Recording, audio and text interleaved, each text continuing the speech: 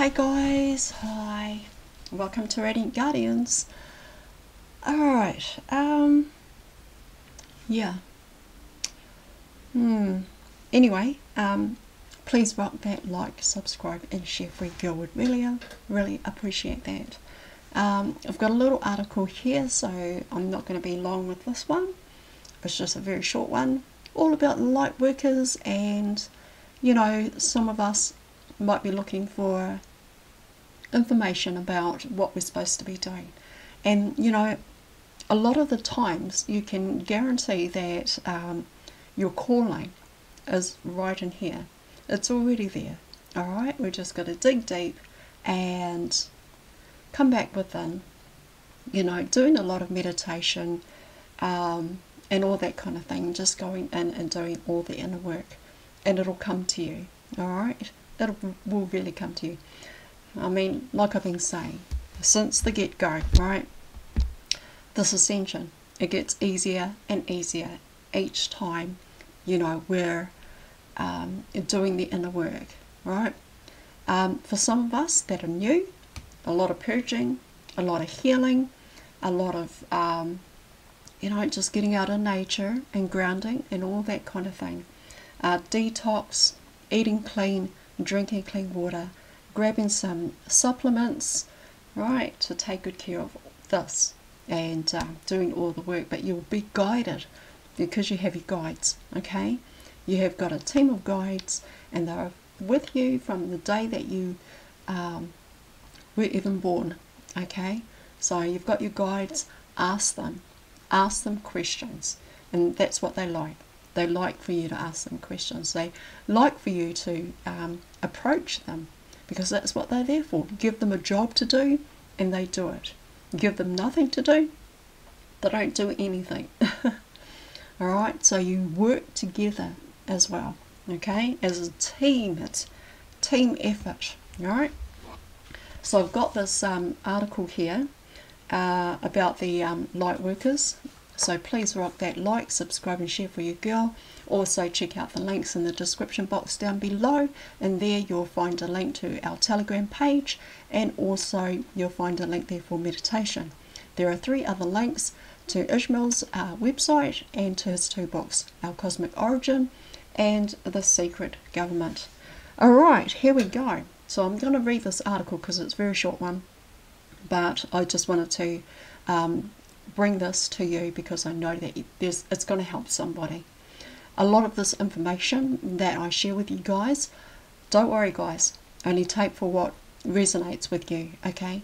I'm learning myself, so I'm learning as I go, and it's been really awesome because it awakens a lot of memories for me.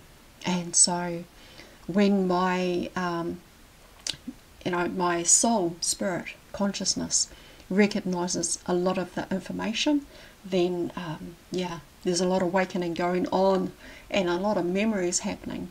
Alright, and I know it's going to happen for you guys too, because we're all searching for that information. Alright, so let's dive into this, okay? This is the light workers, perks and pitfalls. Okay, being a light worker means community, or community? Hold on. How do I make, oh, maybe if I turn it this way. Oh, there we go. I just need to turn it around because it just, the writing was kind of like that. Anyway, being a light worker means committing to doing God's work of co-creating a world of peace and love through forgiveness and service to one another. Lightworkers can be a healer, a poet, a teacher, and also a parent. And a lightworker means doing our best to live a Christ life. Being a lightworker means anchoring the light of God into the world. If our work is not guided by the light of God, then it simply isn't light. Why isn't it called light work instead of light play? That's a good question. Why it's called light work instead of light play. One of the most obvious perks that comes from being a light worker is that it raises our level of peace and happiness, a natural effect and a practicing of love and forgiveness. Although many of us would like to think that calling ourselves a light worker somehow automatically insulates us from the world and from rude people, being a light worker actually calls us to step up and do what we can, within reason, to shine light on the challenging people and scenarios of the world. This is why it's called light work instead of light play. Even Buddha was asked why, despite his wisdom, such behavior are simply part of this world and our calling for compassion and forgiveness. Even when we take the time to do spiritual work to help the world in its awakening, or we fly halfway around the planet to visit sacred sites and sit in meditation with intention of love and happiness, we still can find ourselves shocked to encounter the rudest people right around the corner. I know what they mean. Dealing with such people is quite an obstacle to our peace of mind and can prove very challenging to our focus on love. But we too often forget that those very people are the work put before us.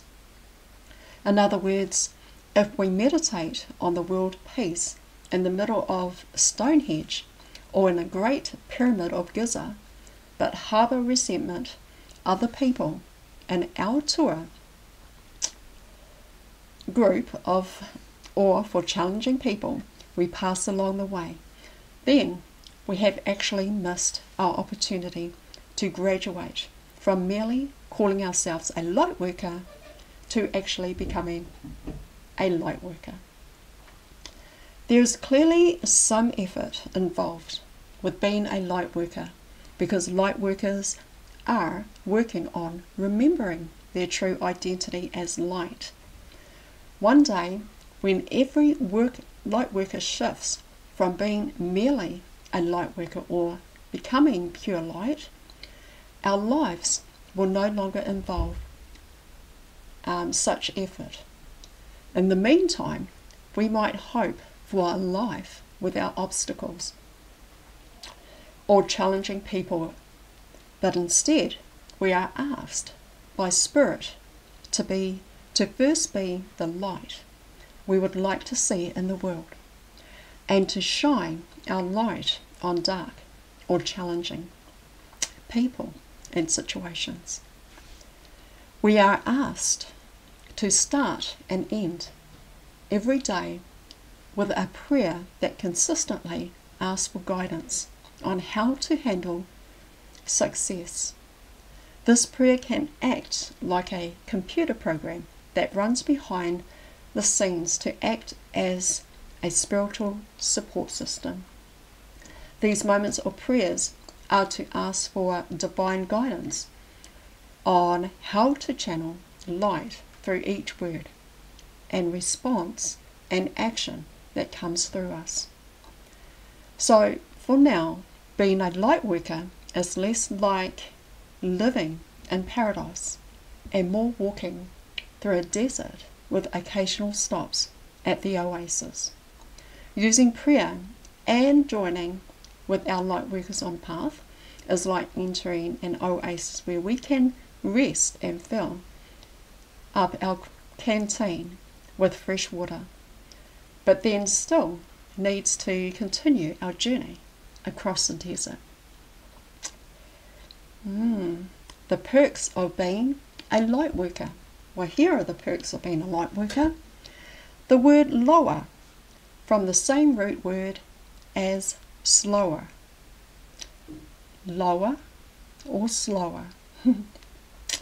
Alright, so When we judge ourselves and others, we lower our consciousness, which slows down our vibration. Now remember, guys, you only take what resonates for you, okay? Alright, please rock that like. Once upon a time, judging ourselves as separate from God and from each other caused us to slow down our vibration to the point of becoming limited, dense beings living in a seemingly limited, dense world. And one of the illusionary laws of this dense world is time. But when we practice love and forgiveness in our lives, which is the role and density of all light workers, we raise our consciousness, which speeds up our vibration. And as our consciousness raises and vibration speeds up, we tend to heal faster, have greater insight, and learn life's lessons more quickly and easily. Most people approach, consciously or unconsciously, like climbing a mountain. It's a long journey, especially if we tend to zigzag a lot along the path, going back over the same territory again and again. To deal with the length of the journey, we often pause to enjoy the view, which all too often become a distraction that only lengthens the trip. Being a light worker, however, is like choosing to dig our way through the mountain instead of going up and over the mountain. Going through the mountain means we are committed to entering the dark parts of ourselves and worrying less about the scenery. But it is also being a more responsible person and arriving at a destination in a fraction of the time. And of course, all paths are fine, but they will all eventually lead us home. But light workers tend to choose the more direct route. The wisdom of spirit teaches us that time is an illusion, but it is also teaching us to be patient while the effects of time, a law in which we once believed, gradually wears off. Time doesn't exist in God nor in heaven, which means that we practice being loving and forgiving like God. The slower, the lower vibration of time no longer has a grasp or grip on us. This is why light workers tend to experience more miracles than most people. And it's not luck or coincidence. It's a matter of spiritual law that says the laws of density no longer apply as we rise in consciousness.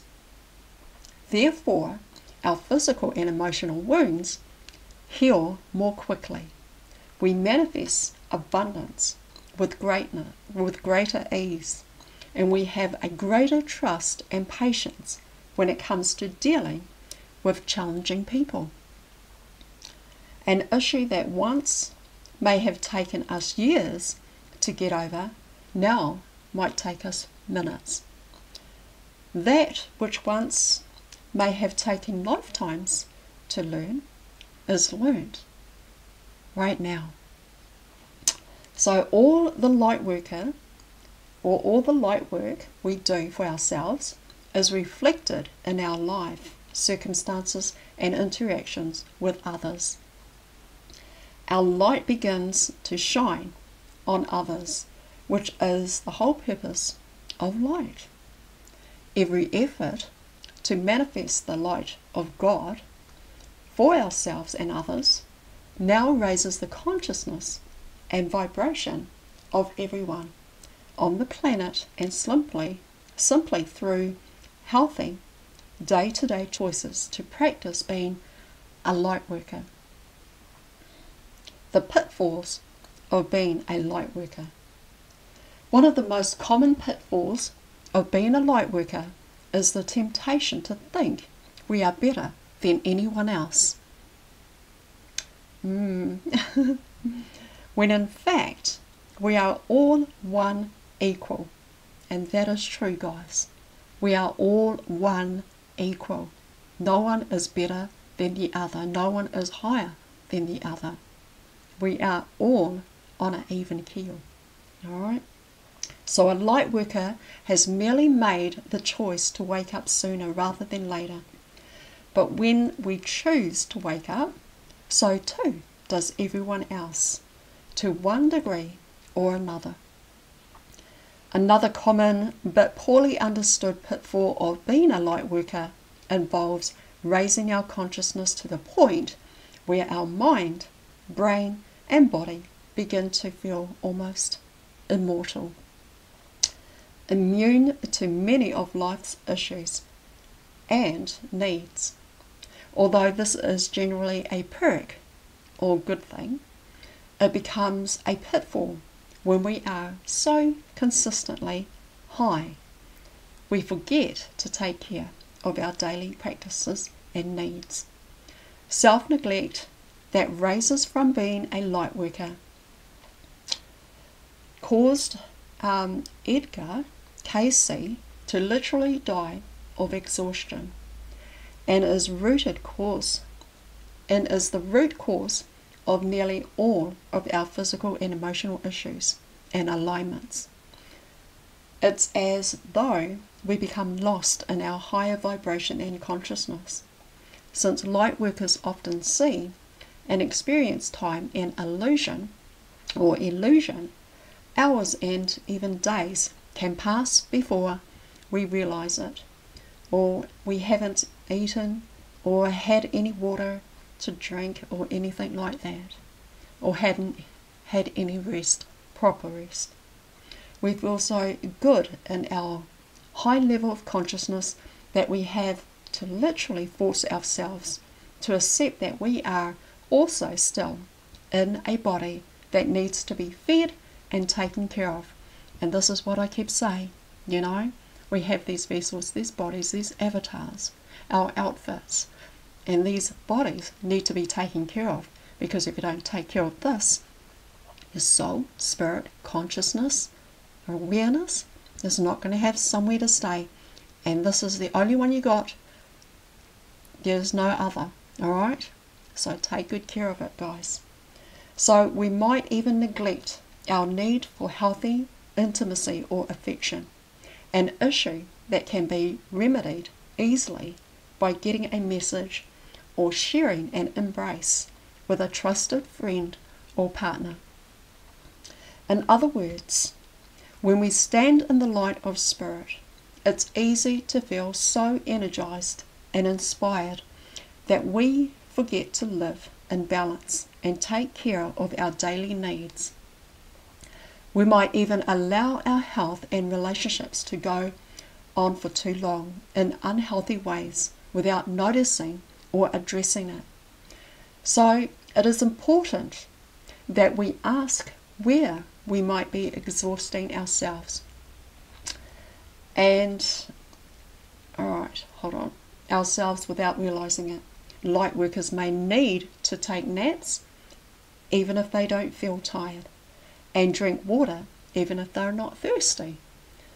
So getting enraptured by higher consciousness that we forget to stretch our muscles, eat right, and tell people around us how much we love and appreciate them is one of the worst things we can do to ourselves. If we don't tell these people around us that we love them, that we appreciate them, that we are grateful for them in our lives, we are neglecting our heart in ourselves, because it's going to be our heart that wants to show or extend gratitude. So, but until we completely remember and live that truth, we need to take care of all of our needs, body, mind and soul. And so in summary of all of this, the path of Lightworker is filled with perks and pitfalls.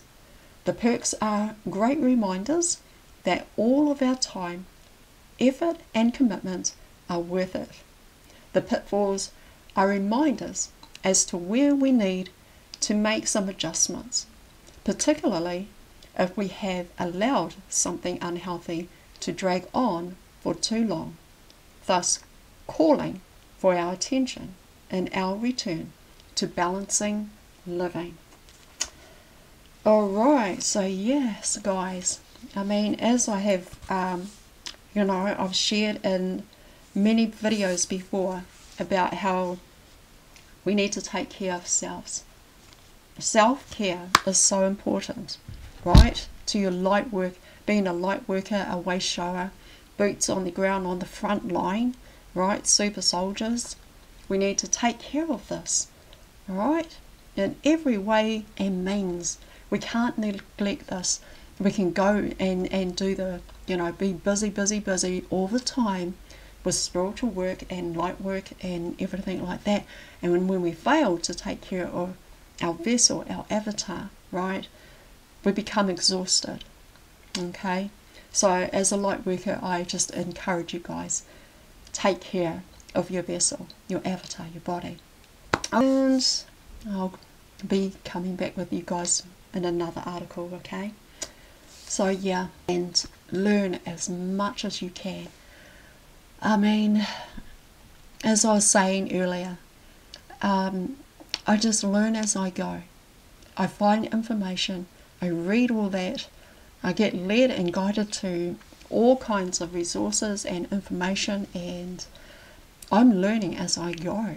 And every time I share these articles with you guys and all this information with you guys, I'm learning a lot. I'm bringing it to you guys, and then I'm actually learning from it myself, and I take what resonates for me as well, and what resonates for my highest good, for my soul journey and my mission, my purpose, and my incarnating here on planet Earth. Because I mean, we've all, doing our own work and everything, and I've shared in a video before that the more work that you do right here, the inner work that you do, keep on top of it, guys. Just keep going. We've totally got this. Alright? Keep doing the inner work. Keep going. Keep rising. Keep raising your frequency, energy, vibration. Go out for a nature walk. Go and do what brings joy to your heart. Okay? And detox. If you need to detox, just say that you had a cheat day and you got to eat whatever it is that you like.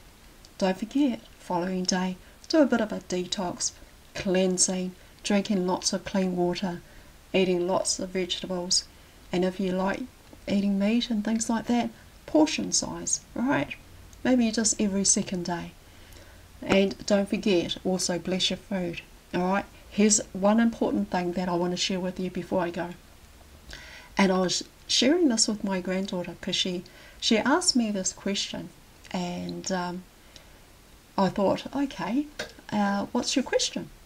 And she says, well, how come when we were staying in Palmerston and we were staying at the other house, she used to see me like blessing my food, and she says, why do you always do that? And I said to her, right, thank you for asking me that very important question, and this is why, is that the food that is placed in front of you. Now, I know that I have prepared it for myself, and I still thank the universe, and I still pour lots of light onto that food and bless that food before I consume it. And I said to her, but when you go out to restaurants, when you go to places like McDonald's, or if you go to KFC, and if you like that kind of food, if you go to drive-thrus and all those places, or if you go to a restaurant even and you sit down for dinner. Now listen guys, this is the important message that I said to her, and she looked at me and she said to me, I'm going to bless my food all the time now. And here's the reason why. is that when you go out for dinner in restaurants, you don't know who is preparing your food. You don't know if that person is in a bad mood. You don't know if that person has some kind of negative energy on them. You don't even know about that. Sure, they wash their hands. That's great and that's wonderful. But what if they came to work all upset? What if they had a bit of a fight with their partner or family member at home, and then they bring all of that energy to work, and then as they're preparing your food, they're putting all of that energy into your meal.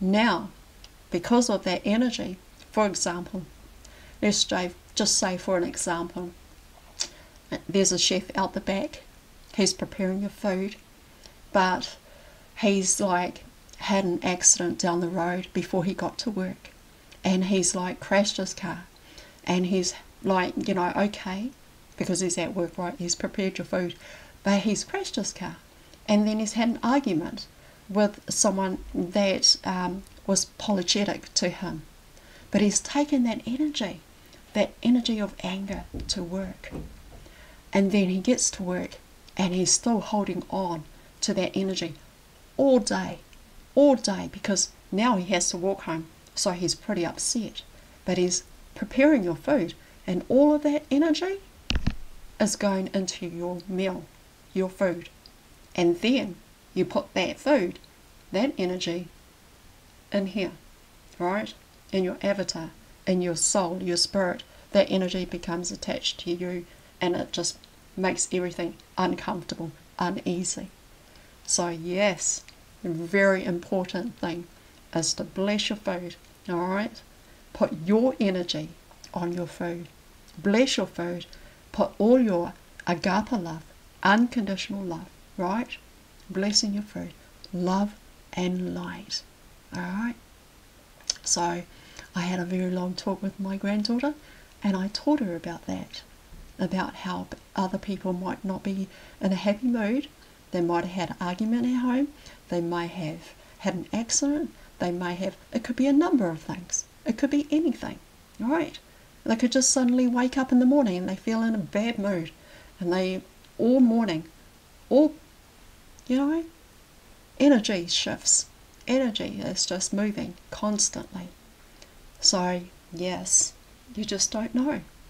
I mean, you could have had someone that was in a beautiful mood, and then they go to work in that beautiful mood and they're just uplifted, and they bring your meal to you and they're so happy and they're so full of joy, but still you put your own energy of love and light into your food.